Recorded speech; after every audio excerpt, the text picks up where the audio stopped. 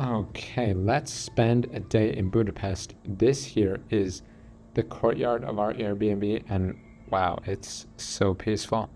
I'm getting on the way, packed schedule today. This is the view right outside the door. St. Stephen's Basilica down the street, and it's so wonderful.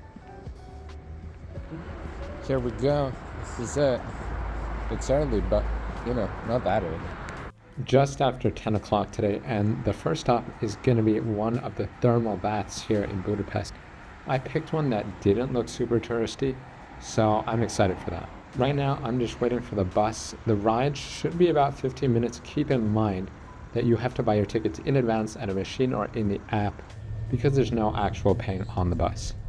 Destination now is the Lukács Spa, which has been operating in some form since the 12th century. It was redesigned in the 70s to not only be for relaxing, but also to use the geothermal hot spring waters for things like physiotherapy. So my weekend ticket as a student comes out to about 18 Canadian dollars, and that includes the pools, the saunas, plus a changing cabin. You can also get tickets with just the locker. Important to remember to bring your own towel and slippers for walking around.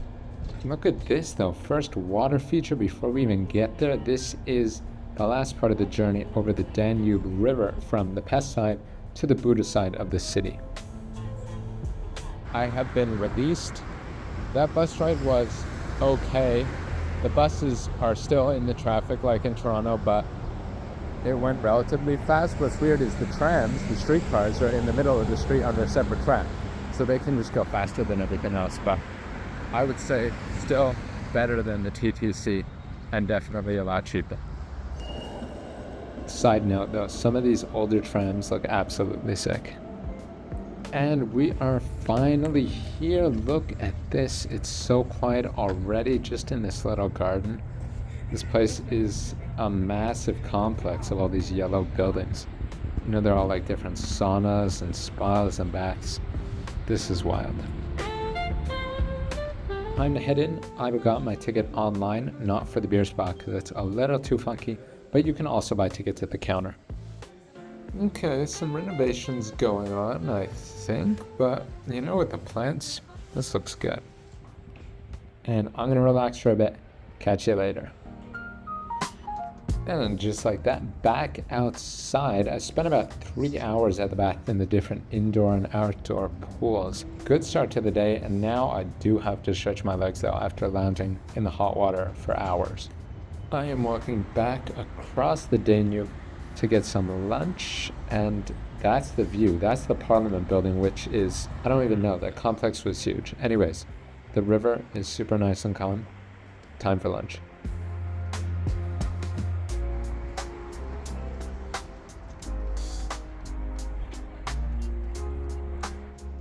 If you know, you know. This is for when that Black Forest cake is just a little bit too spooky. Well, here we go. This is just fried goodness. The Hungarian specialty langos. Basically just deep fried dough with cream cheese on top and even more other cheese on top. Very indulgent, very unhealthy. I got mine with brie and goat cheese along with some artichokes. I would say the verdict on this one, about a 7 out of 10. Anyways, the journey continues, and I'm now walking across the Pest side of the city, doing a little sightseeing on my way to check out a special library. But yeah, just walking around, every second building is so decorative, it's wild. Like, look at the columns on this museum. This is not okay. And here we are in the Ervin Szabó Library, and this is so beautiful. The wall decorations, the lamps, look at all this detailing. This is a whole different kind of library. Okay, so I just read the leaflet that they gave me.